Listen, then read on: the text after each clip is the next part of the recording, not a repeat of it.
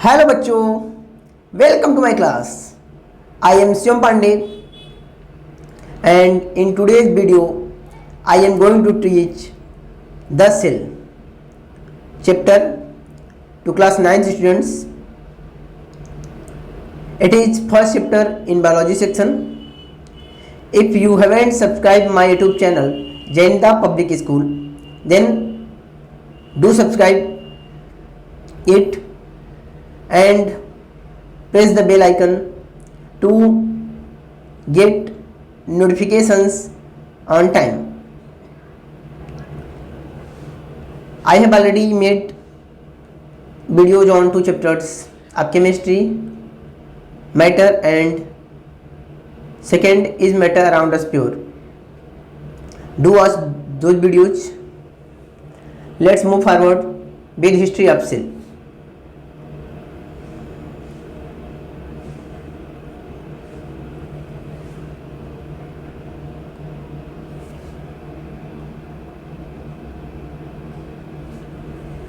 History. In 1665, Robert Hooke observed the cell in a cork slice with the help of a primitive microscope. He saw that cork resembled the structure of a honeycomb consisting of many little compartments. Robert Hooke called these boxes cells. Cell is a Latin word for little room. 1665 में Robert Hooke ने cork के टुकड़े को जब अपने एक simple से उनका एक माइक्रोस्कोप था, बहुत मॉडर्न नहीं था, पुराने ज़माने का ही था। जब उसकी मदद से देखा तो उन्होंने देखा कि उसके अंदर जो स्ट्रक्चर दिख रहा था वह हनी कॉम्ब के जैसा था। मधुमक्खी की छत्ते में जिस तरह से स्ट्रक्चर्स बने होते हैं, आपने देखा होगा मधुमक्खी की छत्ता, इस तरह के स्ट्रक्चर्स मधुमक्खी के छत्ते में क्या होते हैं, बने होते हैं।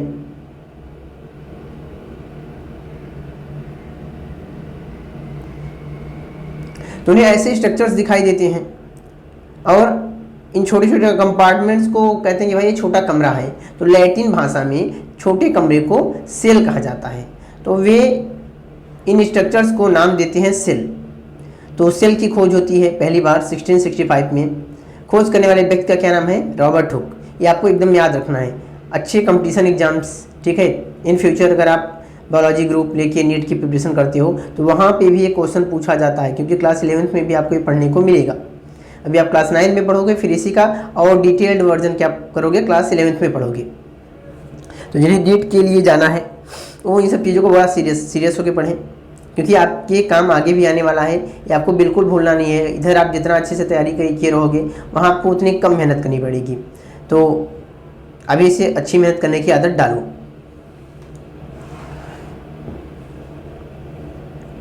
Unicellular and multicellular organism. All living organisms are made up of one or more cells. On the basis of cell number, organisms are grouped into two categories. सभी जीवित प्राणी एक या एक से अधिक कोशिकाओं से मिलकर बने हैं और कोशिकाओं की संख्या के आधार पर हम प्राणियों को दो समूह में बांटते हैं, यूनिसेलुलर ऑर्गेनिज्म और मल्टीसेलुलर ऑर्गेनिज्म। यूनिसेलुलर ऑर्गेनिजम्स को एक कोशिकीय जीव कहते हैं और मल्टीसेलुलर ऑर्गेनिजम्स को बहुकोशिकीय जीव कहते हैं। चलिए आगे चलते हैं। Organism in which single cell make the whole body, for example amoeba, paramecium, bacteria and chlamydomonas. ठीक है, वे ऑर्गेनिज्म जिनकी बॉडी एक ही सेल से बन जाती है, ठीक, एक सिंगल कोशिका उनके पूरे शरीर का निर्माण कर देती है और उसी से उनका जो लाइफ प्रोसेस है, जीने के लिए जो भी इंपॉर्टेंट चीज़ें हैं वे सब एक सेल ही कर ली जाती हैं। ऐसे ऑर्गेनिज्म को हम यूनिसेलुलर बुलाते हैं। एग्जाम्पल है अमीबा का, जो कि एक प्रोटोजोआ है, प्रोटिस्टा है। पैरामीशियम है इसका एग्जाम्पल। बैक्टीरिया है, बहुत पूरा ब्रॉड फैमिली है बैक्टीरिया का। क्लेमाइडोमोनास भी यूनिसेलुलर ऑर्गेनिज्म्स में आता है। ठीक, ये सभी वे हैं जो सिंगल सेल से अपनी लाइफ को चला लेते हैं।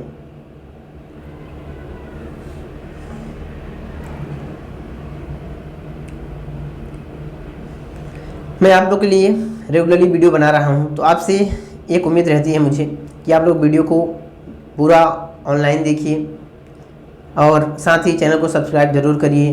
अगर मेरी मेहनत से मैं जो भी कंटेंट आपके लिए प्रिपेयर कर रहा हूँ अगर मैं आपको इस चैप्टर को समझाने में सफल हूँ तो वीडियो को लाइक ज़रूर करिए, क्योंकि टीचर्स तो बहुत सारे हैं, ठीक, सबका अपने अपने पढ़ने का तरीका है, ठीक, और बच्चों को अलग अलग टीचर समझ में आते हैं। कुछ बच्चों को कोई समझ में आता है तो किसी को कोई दूसरा समझ में आता है। कभी कभी ऐसा भी होता है कि जो बड़ा अच्छा टीचर होता है, किसी बच्चे को उसका पढ़ाना नहीं समझ में आता, लेकिन किसी दूसरे का समझ में आ जाता है, तो एक अलग बात है। बस ये कहना है कि भाई मेहनत कर रहे हैं तो अपना सपोर्ट दीजिए, अप्रिसिएशन दीजिए, क्योंकि हमारे लिए। और यूट्यूब के प्लेटफॉर्म पे बिगनिंग में किसी को कुछ भी नहीं मिलता है, बहुत मेहनत करनी पड़ती है आगे जाने के लिए यहाँ पे। तो इस जर्नी की हमने शुरुआत की है और इसको कंटिन्यू भी रखने का मेरा विचार है कि इसको मैं हमेशा कंटिन्यू करूँगा, बच्चों को हेल्प करूँगा ऑनलाइन प्लेटफॉर्म की मदद से। हमारे स्कूल में तो बहुत सारे बच्चे पढ़ने आते हैं तो उन्हें हम ऑफलाइन पढ़ाते हैं, लेकिन बहुत सारे ऐसे ही बच्चे होंगे जो हमसे हमारे पहुंच से दूर हैं या हमारे एरिया के ही बच्चे हैं लेकिन हमारे यहाँ पढ़ने नहीं आ पाते हैं, ठीक है, उनकी इकोनॉमिक कंडीशंस उस तरह की नहीं है, तो वे ऑनलाइन हमसे पढ़ सकते हैं, क्योंकि आज का वर्ड जो है वो डिजिटल वर्ड है। यहाँ पर आपको किसी न किसी जरिए से टीचर मिल ही जाएंगे। अब बात करते हैं मल्टीसेलुलर ऑर्गेनिज्म की। Organism in which body contains more than one cell, for example plantae, animals and fungi. वे प्राणी जिनके शरीर में एक से ज़्यादा कोशिकाएं मौजूद हैं उन्हें हम मल्टी सेलुलर ऑर्गेनिज्म या बहुकोशिकीय जीव कहते हैं। पूरा प्लांट जो किंगडम है, पौधों का जो पूरा साम्राज्य है, समूह है, वो सब मल्टी सेलुलर हैं। पूरे जो एनिमल्स हैं मल्टी सेलुलर हैं। फंगाई भी क्या है, मल्टी सेलुलर ऑर्गेनिजम्स हैं। तो यूनिसेलुलर कौन है, बैक्टीरिया है और प्रोटोजोआ, ये दो ग्रुप्स क्या है, यूनिसेलुलर हैं। सेल साइज, कोशिका का जो नाप है, तो भाई सेल्स की जो साइज है वे अलग अलग होती है, बहुत छोटी से लेकर बहुत बड़ी तक, अलग अलग ऑर्गेनिज्म के हिसाब से। The size of different cells ranges between broad limits, अलग अलग कोशिकाओं का जो नाप है, जो साइज है, उसका बहुत विस्तृत सीमा है, ठीक, बहुत छोटा से लेकर बहुत बड़ा तक, तो उस पर हम डिस्कस कर लेते हैं। Some plants and animal cells are visible to the naked eye. कुछ प्लांट्स और एनिमल सेल ऐसे हैं जो आपको नॉर्मल आई से दिखाई देंगे। नेकेड आई का मतलब है कि आपने आँख के ऊपर कोई इंस्ट्रूमेंट नहीं लगा रखा है, जैसे हम नॉर्मली रहते हैं घर पे, क्योंकि हम कोई माइक्रोस्कोप लगा के घूमते हैं नहीं ना, हम ऐसे ही देखते हैं, तो इस आई को हम नेकेड आई कहते हैं, ठीक। वहीं पर अगर हम माइक्रोस्कोप लगा लेंगे तो आपको दिखने लग जाएगा। Most cells are visible only with microscope, ज़्यादातर कोशिकाएं केवल माइक्रोस्कोप की मदद से ही दिखती हैं, आपको ऐसे दिखाई नहीं देती हैं। कुछ गिनी चुनी है जो कि नेकेड आई से दिख जाती हैं। दो prokaryotic cells usually range between 1 to 10 micrometre. जो प्रोकैरियोटिक सेल्स हैं उनका जो रेंज होता है, ठीक है, 1 से 10 माइक्रोमीटर का होता है। माइक्रोमीटर का मतलब समझते हैं 10⁻⁻6 मीटर। अगर इसको और अच्छे से बताना हो तो ये कहो कि 1 लिख के उसके पीछे 6 जीरो लगा दो। अब पढ़ो कितना हो गया, तो भाई इकाई, दहें, सैकड़ा, हज़ार, 10,000, लाख, 10 लाख, तो मीटर में आपको इतना टुकड़ा कर देना है, ठीक है। इतना छोटा साइज होता है, तो देखने का तो कोई संभावना नहीं होता। The eukaryotic cells usually range between 10 to 100 micrometre. इसका भी साइज बहुत बड़ा नहीं है, वो 1 से 10 था, 10 से 100 हो गया है, तो बहुत ज़्यादा अंतर नहीं होता है। आपको दोनों ही नॉर्मल आई से दिखाई नहीं देंगे, सीधी सीधी बात है, चाहे प्रोकैरियोटिक हो चाहे यूकैरियोटिक हो। अमीबा प्रोटियस में reach diameter of 0.5 millimetre. Amoeba Proteus का जो डायामीटर है वह 0.5 मिलीमीटर का होता है। कुछ बच्चे ऐसे भी होंगे जिनको डायामीटर ही नहीं समझ में आता होगा। ये मान लो देखो हो गया एक सर्कुलर शेप, अब इस किनारे से लेकर इस किनारे तक जो सेंटर से लाइन जा रही है इसको डायामीटर कहते हैं। तो अमीबा प्रोटियस का डायमीटर क्या होता है, 0.5 mm, मतलब 1 mm का आधा। The smallest cells are those of mycoplasma laidlawii 0.1 micrometre in diameter. सबसे जो छोटी सेल होती है वह माइक्रोप्लाज्मा, ठीक है, लेडलाविल की होती है। इसका दूसरा नाम भी होता है PPLO, प्यूरोनिमोनिया लाइक ऑर्गेनिज्म। तो आप दोनों याद कर लो, ठीक है, माइक्रोप्लाज्मा भी लर्न कर लो और PPLO भी कर लो, प्यूरोनिमोनिया लाइक ऑर्गेनिज्म। साइज कितना है, बहुत ही छोटा है, 0.1 माइक्रोमीटर है। The largest cell is egg of an ostrich. इस अर्थ पे जो सबसे बड़ी सेल है आपको लिविंग सेल, ठीक है, और जो आप नॉर्मल आई से देख पाते हो क्या है, ऑस्ट्रिच का एग है जो कि सिंगल सेल है और यह सबसे बड़े सेल होने का रिकॉर्ड अपने पास रखता है। सेल शेप, तो जो सेल का शेप होता है वह काफ़ी अलग अलग होता है। वो डिपेंड करता है कि सेल किस ऑर्गन की है, कैसा फंक्शन करना है, तो फंक्शंस के हिसाब से शेप क्या करता है, बदल जाता है। जैसे यहाँ देखो स्मूथ मसल सेल है, ठीक है, स्पिंडल शेप की है। ये देखिए ब्लड सेल्स हैं, ये बोन सेल है, ये नर्व सेल है, काफ़ी लंबी होती है। ये स्पर्म सेल्स हैं, ये ओवम है, फीमेल्स में पाया जाता है। ये फैट सेल है, देख लो पूरा फैट भरा हुआ है इसके अंदर, देखो पूरा फैट क्या है, भरा हुआ है। तो अलग अलग सेल्स का जो शेप होता है उनके फंक्शन के हिसाब से वेरी करता है।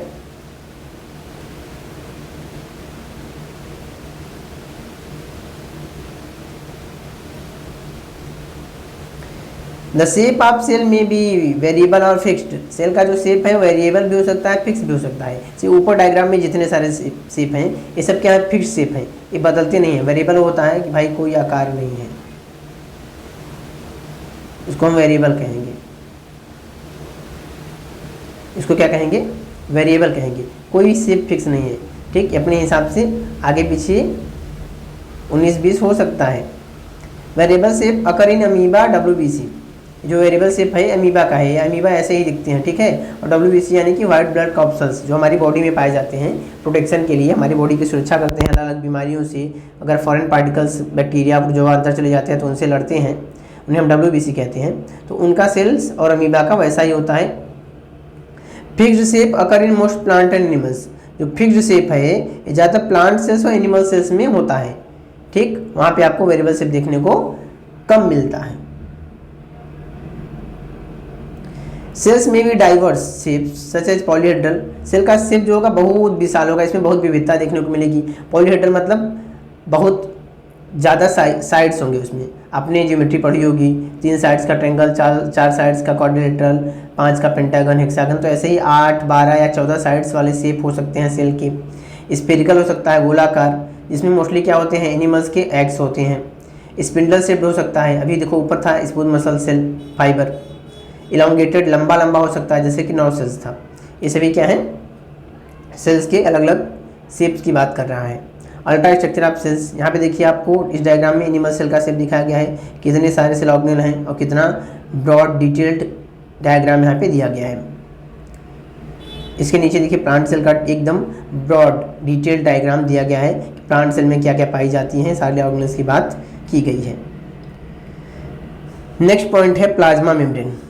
तो भाई अब सेल के बारे में हम और डिटेल में जाएंगे कि सेल किससे बना है। तो सबसे पहला पार्ट क्या मिलेगा, प्लाज्मा मेम्ब्रेन ही मिलेगा। Cell surface in all the cells is enclosed by a living membrane which is called cell membrane by C Nageli and C Cramer 1855। Cell की जो सतह होती है, ठीक है, सभी कोशिकाओं में वह एक जीवित झिल्ली से, एक ऐसी झिल्ली है जीवित है, तो एक लिविंग मेम्ब्रेन से घिरी होती है जिसको सेल मेम्ब्रेन कहते हैं। यह शब्द सी नागेली और सी क्रैमर ने 1855 में दिया था सेल को, सेल मेम्ब्रेन। कहानी भी और बाकी है। J Q Plowe 1931 coined the term plasmalemma for cell membrane. J Q Plowe ने 1931 में प्लाज्मा लेम्मा शब्द इस्तेमाल किया सेल मेम्ब्रेन के ही लिए। उन्होंने इसे क्या बोल दिया, प्लाज्मा लेम्मा। अल्ट्रा स्ट्रक्चर मतलब detailed structure. Plasma membrane forms outer covering of इस सेल, हर सेल के ऊपर की जो आउटर कवरिंग होती है उसको प्लाज्मा मेम्ब्रेन कहते हैं। ये प्लाज्मा मेम्ब्रेन सबसे बाहर की परत को बनाती है, ठीक है, सेल को बाहरी दुनिया से अलग कर देती है।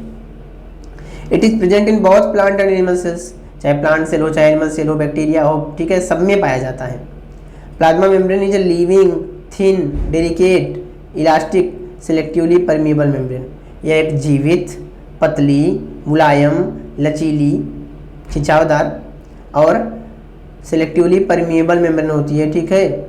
मतलब यह चुनी हुई चीज़ों को, ठीक है, सबको नहीं, सेलेक्टिवली मतलब चुनी हुई खास चीज़ को, इसको इस बात का ज्ञान होता है कि कौन सी चीज़ को अंदर भेजना है और किसको बाहर भेजना है, तो ये उनको ही अंदर बाहर आने देती है। मतलब हर मटेरियल, हर सब्सटेंस सेल के अंदर नहीं जा सकता, सेल के अंदर वही जाएगा, ठीक है, ये उसी को अंदर जाने देगी अंदर जिसकी आवश्यकता होगी, या उसी को बाहर निकालेगी, ठीक है, जिसको बाहर भेजना है। हर कोई सेल के अंदर बाहर नहीं आ जा सकता, हर मेटल एंट्री एग्जिट नहीं कर सकता, इसलिए इसे हम क्या बोलते हैं, सेलेक्टिवली परमिएबल मेम्ब्रेन, एकदम चुनी हुई लोगों को भेजती है। It separates contents of a cell from the surrounding medium, यह सेल को बाहरी दुनिया से अलग करती है। अब देखो, अगर आपको क्वेश्चन आ जाए कि प्लाज्मा मेम्ब्रेन के बारे में लिखो, तो 1 पॉइंट, 2 पॉइंट, 3 पॉइंट, 4 पॉइंट, तो अगर क्वेश्चन 4 नंबर में आ जाता है तो आप ये 4 पॉइंट्स लिख के बड़े आराम से, ठीक है, 4 मार्क्स गेन कर सकते हो। यहाँ तक कि ये तीसरे वाले पॉइंट को और तोड़ सकते हो कि लिविंग थिन डेलिकेट मेम्ब्रेन है, फिर अलग से लिख दो कि सिलेक्टिवली परमिएबल मेम्ब्रेन भी है, तो 5 पॉइंट्स भी बनाए जा सकते हैं। तो एग्जाम में इस तरह से आंसरिंग करोगे तो आपको अच्छे मार्क्स मिल जाएंगे। और ये छोटे छोटे टर्म्स को अगर आप याद करोगे अलग अलग बैठ के कि प्लाज्मा मेम्ब्रेन के बारे में मैंने क्या क्या बातें सीखी, बताओगे कि क्या है, सेल की बाहरी कवरिंग को बनाता है, प्लांट एनिमल सेल दोनों में ही पाया जाता है, ठीक, या लिविंग सेल है, मेम्ब्रेन है, या पतली है, डेलिकेट है, इलास्टिक है, सेलेक्टिव परमिएबल। तो इस तरह टर्म्स को याद रखोगे तो बड़ी आसानी से आप बिना रटे भी इसको लिख सकते हो। ठीक, कुछ बच्चे ऐसे हैं जो चीज़ों को समझने की कोशिश नहीं करते बल्कि रटने पर फोकस करते हैं और लाइन रटते हैं बैठ के। अब लाइन तो खूब रट रट के चले जाते हैं, अब जब एग्जाम में लिखने बैठते हैं तो वहाँ पे अगर आपको एक शब्द 2 शब्द भूल जाता है तो फिर आगे का क्या शब्द था आपको याद नहीं आता। तो इस तरीके से आप जब बड़े हो जाओगे तो इस तरीके से आप काम नहीं कर पाओगे। हाँ, बचपन में था कि आप 5th 6th 7th तक आपने रट रट के काम कर लिया, अब आगे रट के काम नहीं हो सकता। ठीक है, अब आपको काफ़ी डिटेल में, ब्रॉड में लिखने हैं आंसर्स, तो अब आपको समझ को डेवलप करना है कि अब आपको चीज़ों को, कंटेंट को ऐसे अपनी भाषा में समझ के ब्रेन में रखना है और फिर एग्जाम में जब जाओ तो बैठ के आराम से लिख देना है। तो अपनी हैबिट्स को आप लोग सुधारना शुरू करिए। अगर जितने लोग रटने पे फोकस करते हैं तो रटिए नहीं, चीज़ों को समझिए। It's much better for your future. Fluid mosaic model, तो भाई प्लाज्मा मेम्ब्रेन के लिए एक मॉडल बना कि भाई कैसे बना हुआ है, किस तरीके से अरेंज है, तो इसके लिए एक मॉडल आया, फ्लूइड मोजाइक मॉडल। देने वाले साइंटिस्ट थे सिंगर निकोलसन, 1972 में आया था। ठीक है, इन्होंने इस मॉडल को दिया। According to this cell membrane consist 2 layers of phospholipid molecules, phospholipid and protein molecules are arranged as mosaic. ठीक, ये बाई लेयर होता है, लिपिड मॉलिक्यूल्स का की 2 परतें होती हैं। ठीक, जिसको हम फॉस्फोलिपिड भी कह सकते हैं, लिपिड्स भी कह सकते हैं। ठीक, ये मोजाइक बनाती है, मतलब सैंडविच जैसा। ठीक है, कि एक ब्रेड ऊपर रख दो और दूसरा उसके नीचे रख दो, इसको हम मोजाइक बोल सकते हैं। तो phospholipid molecules have their polar heads directed toward non polar tail pointing inward. भाई अब जो फॉस्फोलिपिड सेल्स होती हैं इस तरह से होती हैं। अब ये क्या होता है, पोलर होता है। क्या होता है, पोलर, मतलब जो चीज़ें क्या हों, वाटर की ओर बड़ी आसानी से अट्रैक्ट हो जाए या वाटर में डिजॉल्व हो जाए, उन्हें हम पोलर बोलते हैं। तो जो वाटर से अट्रैक्ट होता है, वाटर में डिजॉल्व होने में जिसको दिक्कत नहीं है, उसे पोलर कहते हैं। जबकि जो पीछे वाला हिस्सा है नॉन पोलर है, तो किधर रहेगा, अंदर की ओर। ठीक है, जबकि दूसरा वाला कैसे रहेगा, बाहर की ओर। तो इस तरीके से अरेंजमेंट होता है। पोलर क्या हो गया, बाहर हो गया, और नॉन पोलर दोनों क्या हो गए, अंदर हो गए। इस तरीके का अरेंजमेंट बनता है, इसे पूरी लेयर बन जाती है और वही प्लाज्मा मेम्ब्रेन को फॉर्म कर लेती है। The proteins are of 2 types. इसमें प्रोटीन्स भी क्या होते हैं, बीच बीच में सेट होते हैं। पेरिफेरल एंड इंटीग्रल, 2 तरह के प्रोटीन होते हैं। Peripheral proteins are located superficially while integral proteins are embedded in the phospholipid matrix. जो पेरिफेरल प्रोटीन्स हैं वे क्या हैं, सरफेस पे पाए जाते हैं, जबकि इंटीग्रल जो हैं वे क्या हैं, पूरे मेम्ब्रेन के अंदर धंसे हुए हैं, आर पार है कुल मिला के। डायग्राम देख लीजिए यहाँ पे, ये देखिए क्या है, ये पेरिफेरल है।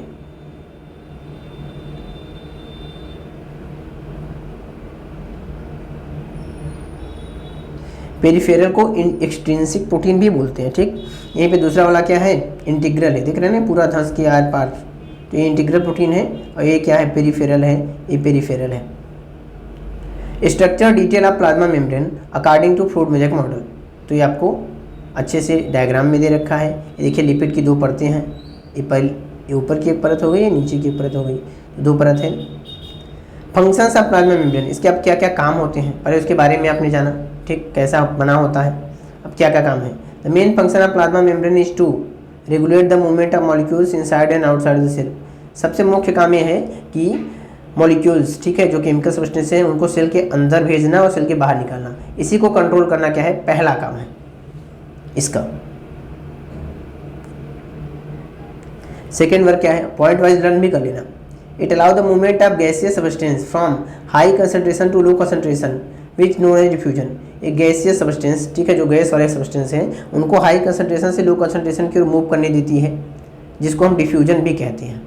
The movement of gaseous substance from their higher concentration to their lower concentration is known as diffusion. आप डिफ्यूजन की डेफिनेशन याद कर सकते हो।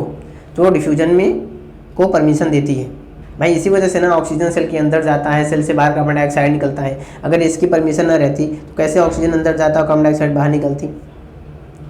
Water also obeys the law of diffusion, जो पानी है वो भी डिफ्यूजन के नियम का पालन करता है। The movement of water molecule through a selectively permeable membrane is called osmosis. एक सिलेक्टिवली परमिएबल मेम्ब्रेन से जब वाटर क्या करता है, मूव करता है, तो उसे हम ऑस्मोसिस कहते हैं। या कह दो कि जब वाटर का डिफ्यूजन होता है तो ऑस्मोसिस कहा जाता है। The flexibility of cell membrane also enables the cell to engulf in food which is also known as endocytosis. For example in ये इतनी फ्लेक्सिबल होती है कि ये क्या करती है, बाहर से फूड पार्टिकल्स को अंदर निगल लेती है अपने आप ही। इस प्रोसेस को हम इंडोसाइटोसिस कहते हैं।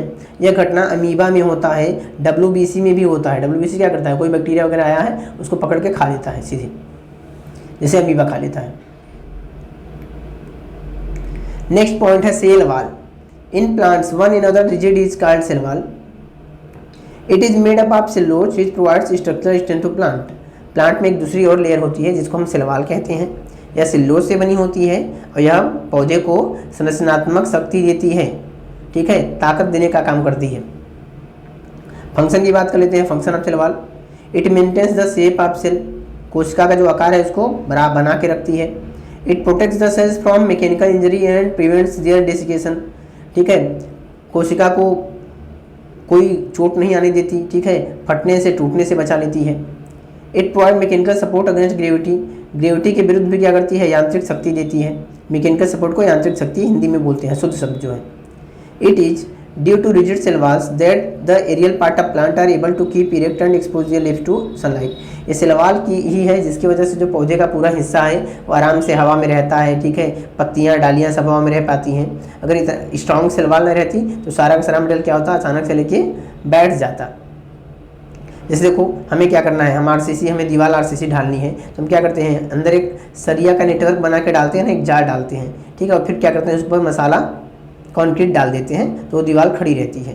तो खड़ी क्यों हो पा रही है, क्योंकि आपने अंदर किया है एक आयरन रॉड का नेटवर्क बना के डाल रखा है। तो ऐसे ही सेल वॉल क्या करता है, एक सपोर्ट देता है ताकि वो डैमेज ना हो। Cell walls permit the cells to be stand very dilute external media without bursting. अगर सेल को बहुत ही, ठीक है, ज़्यादा पानी वाले मीडियम में डाल दिया जाता है तो वहाँ फटने से ही बचा लेता है। भाई जब बहुत ज़्यादा पानी में डालोगे तो सेल के अंदर बहुत सारा पानी भर जाएगा। अब पानी भरने के बाद क्या होगा, ज़्यादा पानी भरने पे सेल फट सकती है, लेकिन सेल वॉल की वजह से वह सेल नहीं फटती है, ठीक है। खूब फूल तो जाएगी लेकिन फटेगी नहीं, टर्जिड हो जाएगी, फूल के एकदम कठोर हो जाएगी तो उसे हम टर्जिड बोलेंगे, लेकिन वो फटेगी नहीं।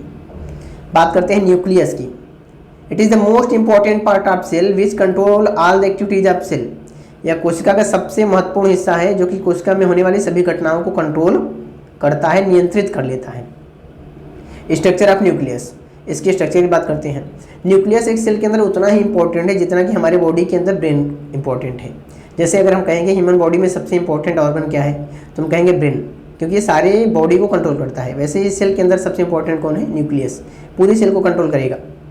The nucleus is A double layered covering called nuclear membrane. Nucleus के ऊपर दो परत की झिल्ली होती है जिसे न्यूक्लियर मेम्ब्रेन कहते हैं।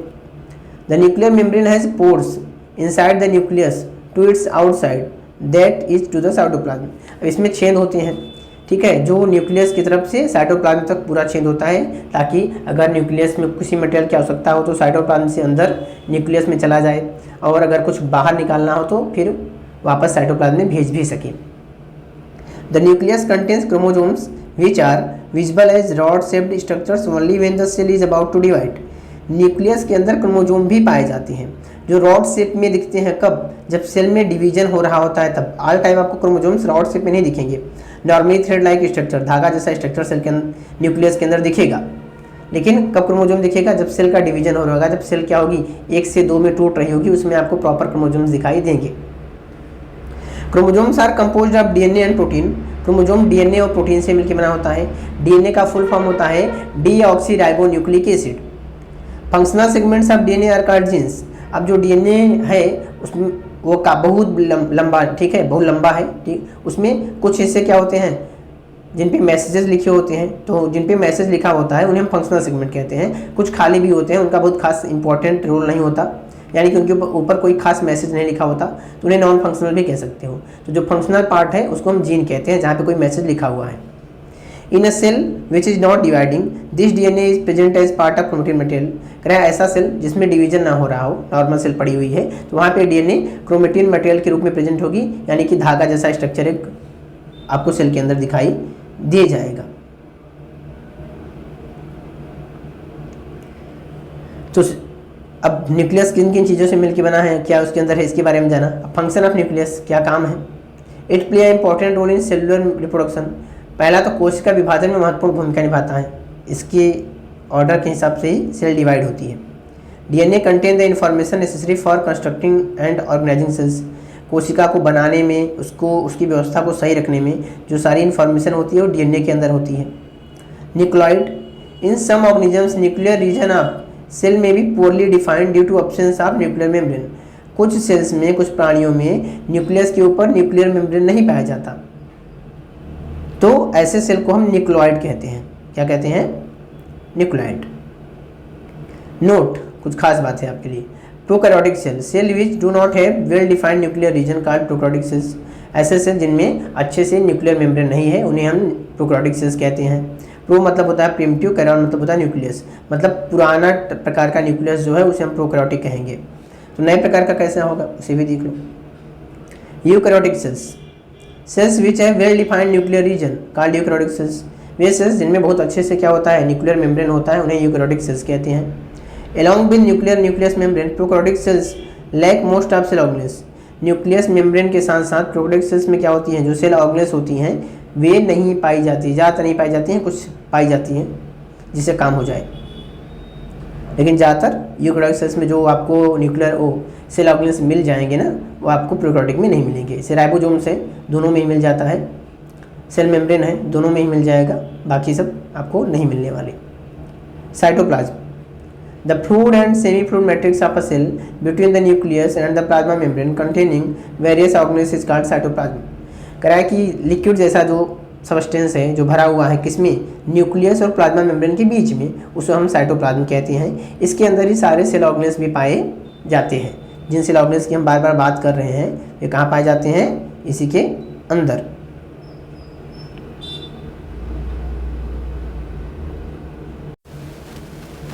Cell organelles, small membrane bound structures which perform a lot of chemical activities to support the function and structure of a cell called cell organelles।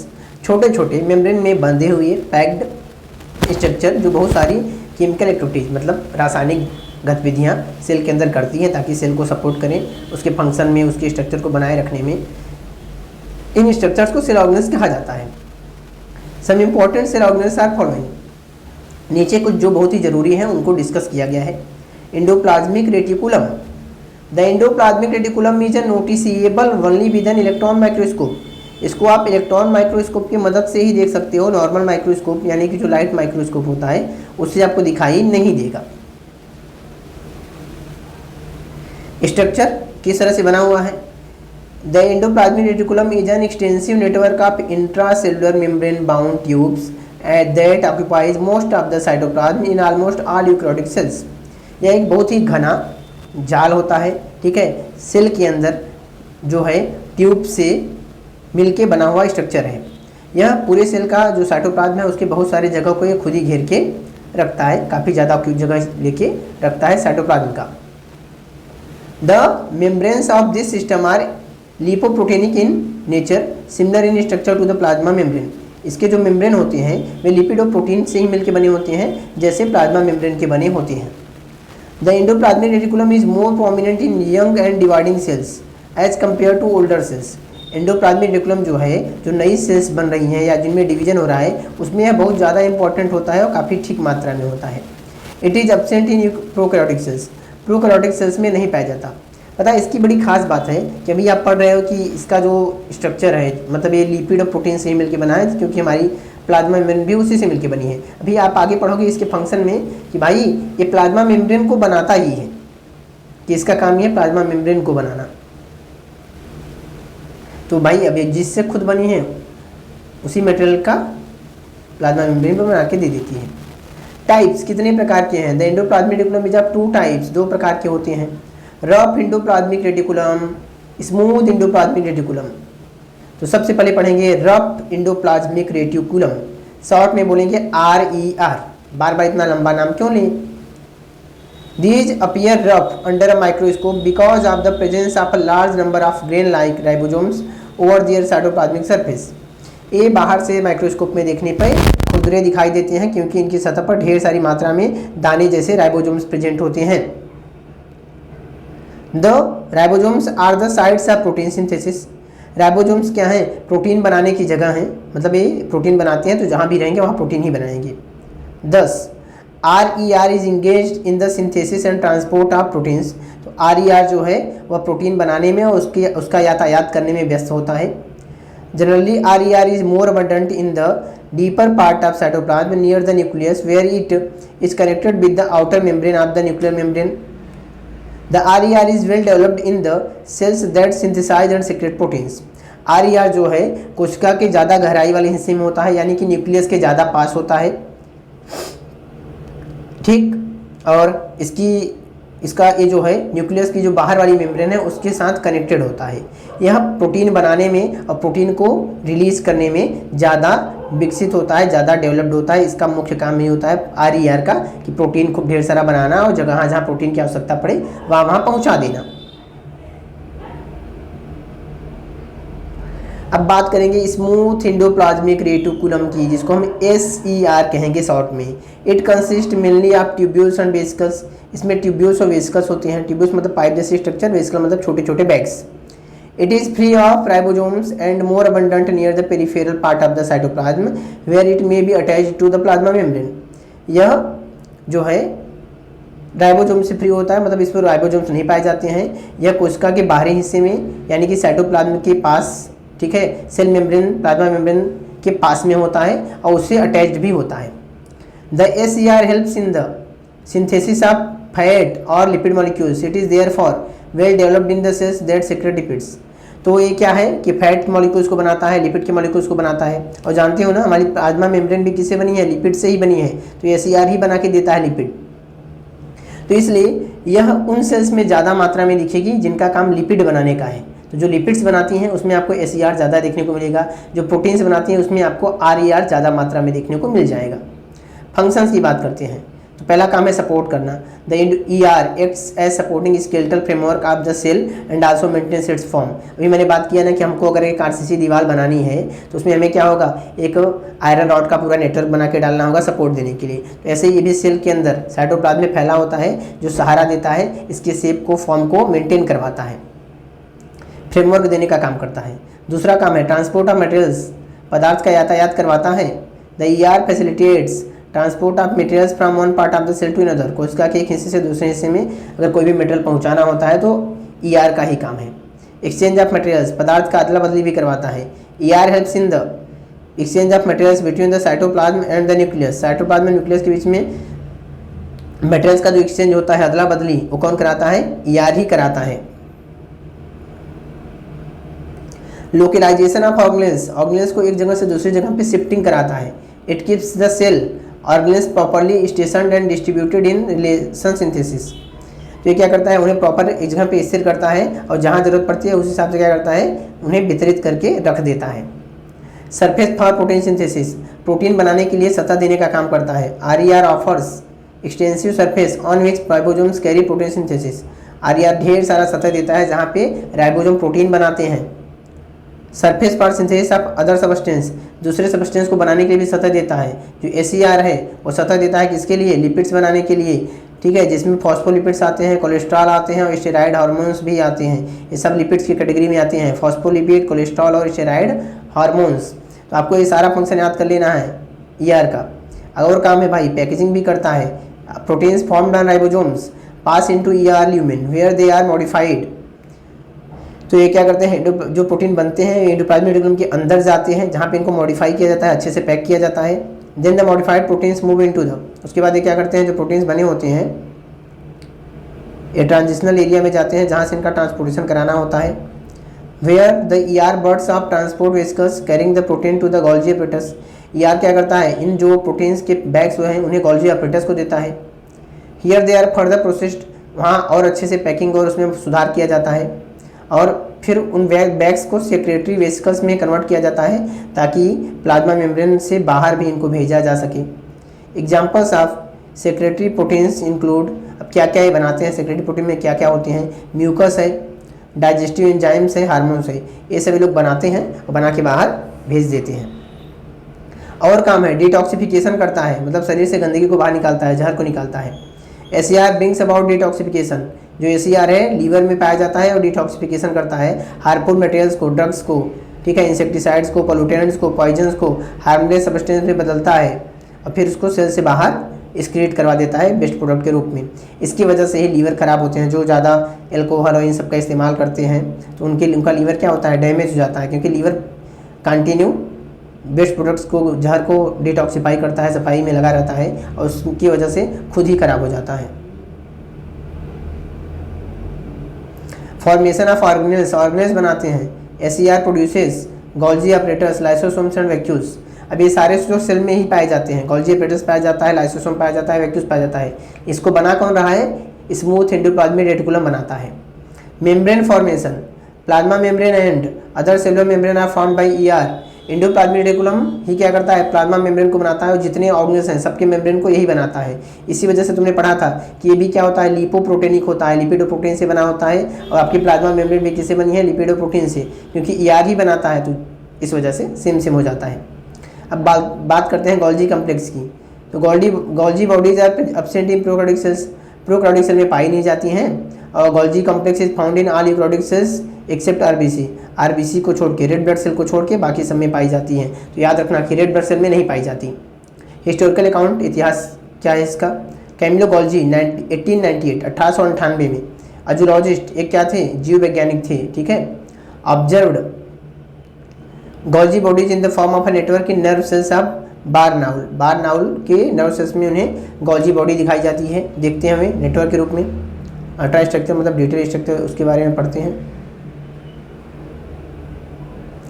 It is also called Golgi complex or Golgi apparatus or dictyosome in plant cell.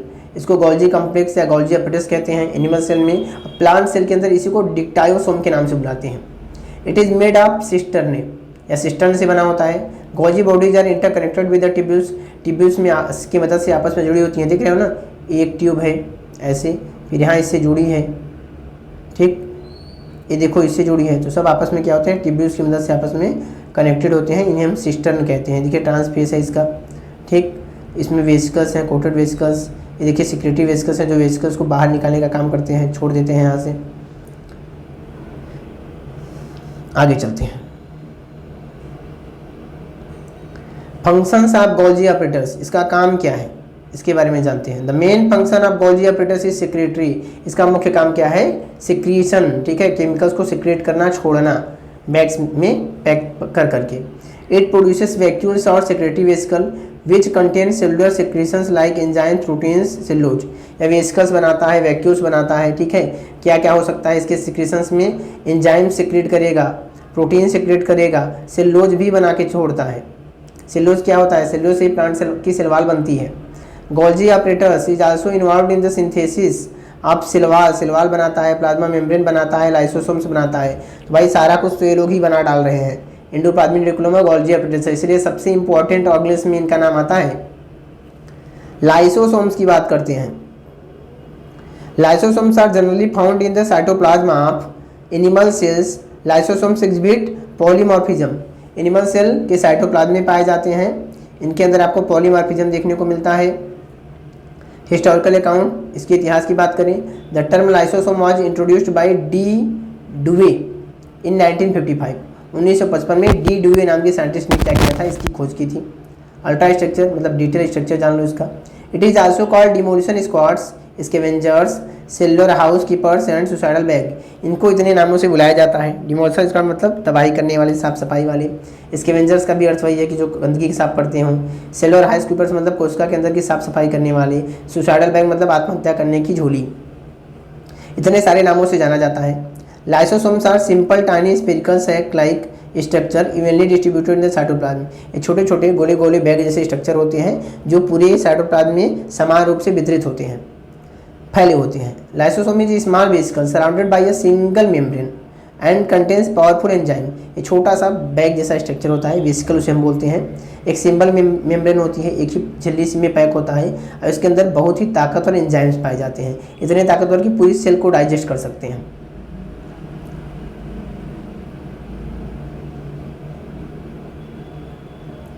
Functions of lysosomes, इसके काम क्या है? Lysosomes serve as intercellular digestive system hence called digestive bag. यह कोशिका के अंदर का एक डाइजेस्टिव सिस्टम है, ठीक है, अंतर कोशिकीय डाइजेस्टिव सिस्टम है। इसको डाइजेस्टिव बैग भी कहते हैं, मतलब फट जाए तो पूरी कोशिका को बचा लेगा, ऐसे एंजाइम्स भरे हैं इसके अंदर। Lysosomes also remove the worn out and poorly working cellular organelles by digesting them to make way for their new replacement.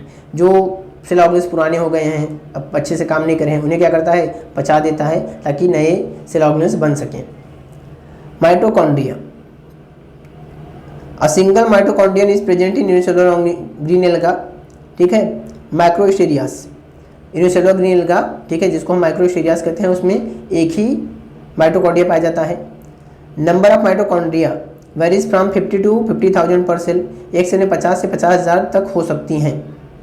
Mitochondria of cell are collectively known as chondriome. एक सेल के mitochondria को हम एक साथ अगर बुलाएंगे पूरी संख्या को तो कॉन्ड्रियोम भी कहते हैं।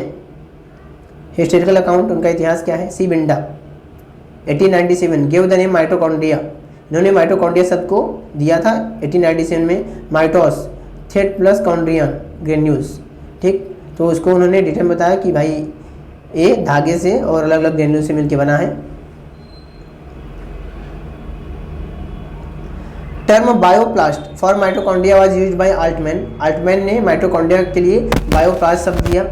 Ultra structure, mitochondria are rod shaped organelles bounded by a double membrane इनोलम। यह रॉड शेप की ऑर्गेनेल होती हैं जो कि डबल मेम्ब्रेन में पैक्ड होती है, जैसे कि न्यूक्लियस पैक्ड थी। The outer membrane is smooth, बाहर की मेम्ब्रेन क्या होती है? चिकनी होती है। Inner membrane surrounds the central cavity of matrix. अंदर की जो मेम्ब्रेन है उसमें एक खाली जगह होती है, ठीक है, जिसमें केमिकल्स भरे होते हैं। Central cavity is filled with a gel like substance. अंदर की जो खाली जगह होती है उसमें जेल जैसा एक सब्सटेंस भरा होता है। ये डायग्राम देख लो आप, ये बाहर की मेम्ब्रेन है स्मूथ और अंदर का देख रहे हो ना किस तरीके से स्ट्रक्चर बना है। इसके अंदर क्या होते हैं? केमिकल्स भरे हैं, इसी को हम मैट्रिक्स बोल रहे हैं। Inner membranes folds are called cristae. अंदर का जो मेम्ब्रेन है उसमें मोड़ हैं, ठीक है, उठाव है, इन्हें हम क्रिस्टे कहते हैं। These foldings are tubular and called microvilli. ये जो मुड़ाव है इनको हम, ये क्या है? ट्यूबुलर है, पाइप के जैसे हैं, इन्हें माइक्रोविलाई भी कहा जाता है। ये जो आपको छोटे छोटे पार्टिकल्स दिख रहे हैं इन्हें हम एटीपी सिंथेस पार्टिकल्स कहते हैं, ठीक। ये अंदर जो है वह क्रिस्टल की इनर मेम्ब्रेन है, ठीक। अंदर देखिए यहाँ पे डीएनए भी है इसके अंदर राइबोसोम्स भी है। इसकी हो गई बाहर की मेम्ब्रेन, ये क्या हो गई? अंदर की मेम्ब्रेन हो गई जो सीधी है। और आगे चलते हैं।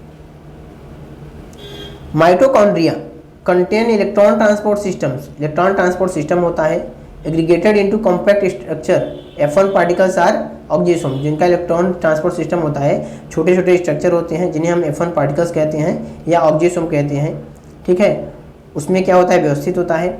टेनिस रैकेट लाइक बॉडीज और inner membrane involve in oxidation and phosphorylation. जैसे टेनिस का रैकेट होता है ऐसे ही बॉडी इसके अंदर पाई जाती है, ठीक है, इसके इनर मेम्ब्रेन में पाई जाती हैं जो ऑक्सीडेशन करवाती हैं, मतलब ऑक्सीजन ऐड करवाती हैं या फास्फोरिलेशन कराती हैं, ठीक। तो इसके बारे में डिटेल में मैं अभी नहीं आपको समझा सकता क्योंकि थोड़ा सा आपको समझने में दिक्कत आएगी। तो इसको आप क्लास 11 पे अच्छे से पढ़ोगे। आपको एक अकेला चैप्टर ही पढ़ना पड़ता है, सेलुलर रेस्पिरेशन। तो यहाँ पे अच्छे से ऑक्सीडेशन कैसे क्या होता है, कौन कौन से केमिकल्स इन्वॉल्व होंगे, फास्फोरिलेशन कैसे होता है, क्या केमिकल्स इन्वॉल्व होंगे, पूरा प्रोसेस क्या है अच्छे से पढ़ोगे। Krebs cycle occurs in mitochondria. अभी इतना ही याद कर लो कि माइटोकॉन्ड्रिया में क्रेब्स साइकिल होता है। इस particle is made up of base, stock and head. Her particle जो है बेस, स्टाक और हेड से मिलकर बना होता है। अभी इतना याद रखो बस। फंक्शंस ऑफ माइटोकॉन्ड्रिया, इसके काम क्या है? Mitochondria are called power plants are power houses are cellular furnaces. इन्हें पावर प्लांट कह सकते हैं, पावर हाउस कह सकते हैं, ठीक है, कोशिका की भट्टी कह सकते हो। Synthesis of ATP adenosine triphosphate in mitochondria is called oxidative phosphorylation. यहाँ एटीपी बनाती हैं और इस घटना को ऑक्सीडेटिव फॉस्फोरिलेशन कहते हैं। Mitochondria is place of cellular respiration was first observe by Hogeboom. Mitochondria जो है वह पता चला कि ये सेलुलर रेस्पिरेशन की जगह है, तो पहली बार इसको किसने बताया, यहाँ पे सेलुलर रेस्पिरेशन होता है, होजबूम ने बताया। अब बात करते हैं plastids. Plastids are organelles enclosed by a double membrane found in all plants. ये भी ऑर्गेनेल्स होते हैं, ठीक है, जिनके ऊपर भी डबल मेम्ब्रेन होता है, सभी प्लांट्स में पाए जाते हैं। E Haeckel gave the term plastid. E Haeckel ने प्लास्टिड शब्द दिया। Plastids are largest cell organelles, सबसे बड़े सेल ऑर्गेनेल्स होते हैं। Plastids occur in most plant cells and are absent in animal cells. सभी प्लांट सेल्स में पाए जाते हैं और एनिमल सेल में नहीं होते हैं।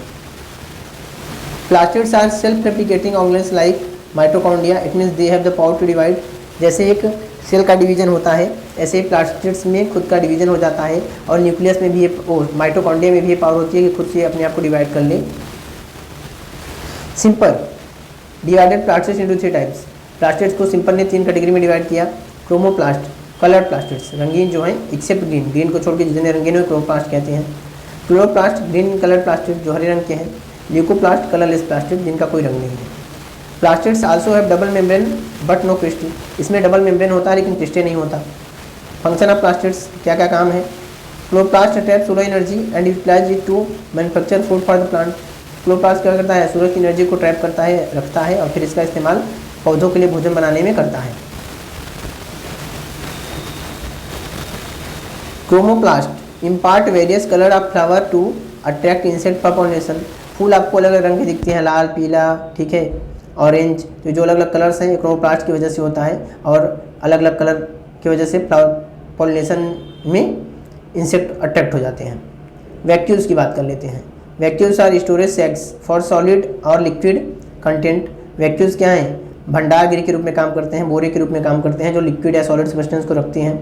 Vacuoles are small size in animal sales.